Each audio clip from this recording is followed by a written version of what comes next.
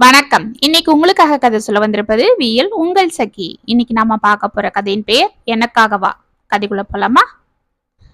அக்கா, இங்க பாரு, நான் சாப்பாடு எடுத்து வச்சுட்டு போறேன். இதை நீ சாப்பிட்டு இங்கே இருக்கணும், சரியா? இதோ பாரு, வெளியில எல்லாம் போக கூடாது. நான் ஸ்கூலுக்கு போயிட்டு வரவா? என்ன பாருண்ணா என்று அங்கு திண்ணையில் சாய்ந்து கொண்டு காலில் ரிப்பனை கட்டியவரை அதை இழுத்து கொண்டிருந்த தனது அக்கா ரோஜாவை பிடித்து திருப்பினாள் நளினி. என்னை எதுக்கு இழுக்கிற, விடு என்று மீண்டும் அந்த ரிப்பனுடன் விளையாட ஆரம்பித்தாள் ரோஜா. என்ன நளினி, பள்ளிக்கூடம் கிளம்பிட்டியா? இதோ வந்துடுறேன், இரு ஆத்தா, உனக்காக தான் ஓடியாரன்.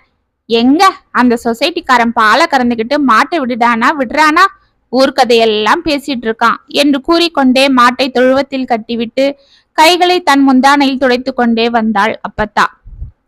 அப்பத்தா, நான் கிளம்புறேன், இன்னைக்கு எனக்கு பரீட்சை.